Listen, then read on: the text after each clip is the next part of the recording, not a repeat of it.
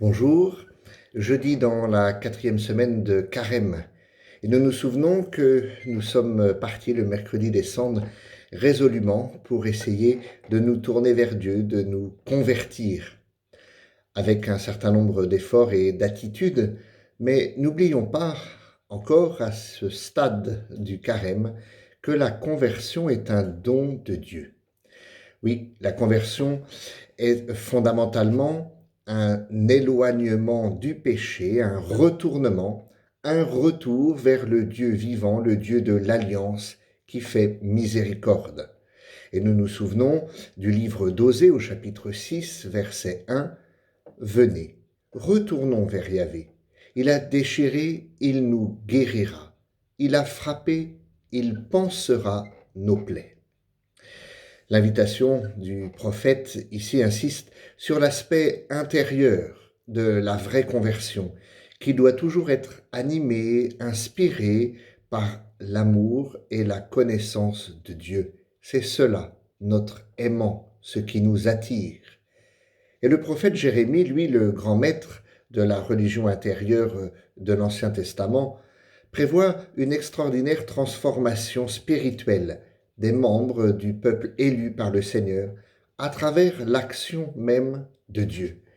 Et nous retrouvons dans le livre de Jérémie au chapitre 24, verset 7, ces quelques versets. « Je leur donnerai un cœur pour connaître que je suis le Seigneur.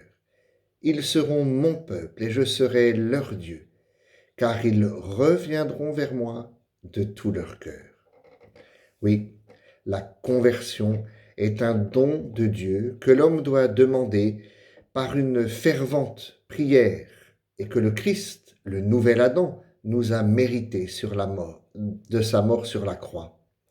Le péché et la mort sont entrés dans le monde à la suite du péché d'Adam et ils ont dominé l'homme.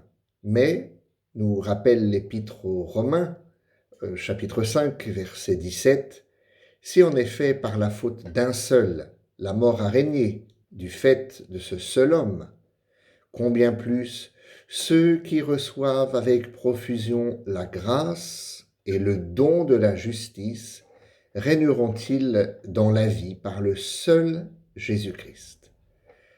Fort de la force qui lui vient du Seigneur, du Christ lui-même, le chrétien, chacun de nous en ce temps de carême, s'éloigne alors de plus en plus du péché, c'est-à-dire de la triste réalité de la désobéissance originelle. Cela se fait dans la mesure où la grâce surabonde, abonde de plus en plus en lui. La grâce, un don de Dieu qui nous est concédé par les mérites d'un seul homme, nous le savons, Jésus-Christ. Rappelle encore saint Paul lorsqu'il s'adresse aux premiers chrétiens de Corinthe, chapitre 5, verset 15.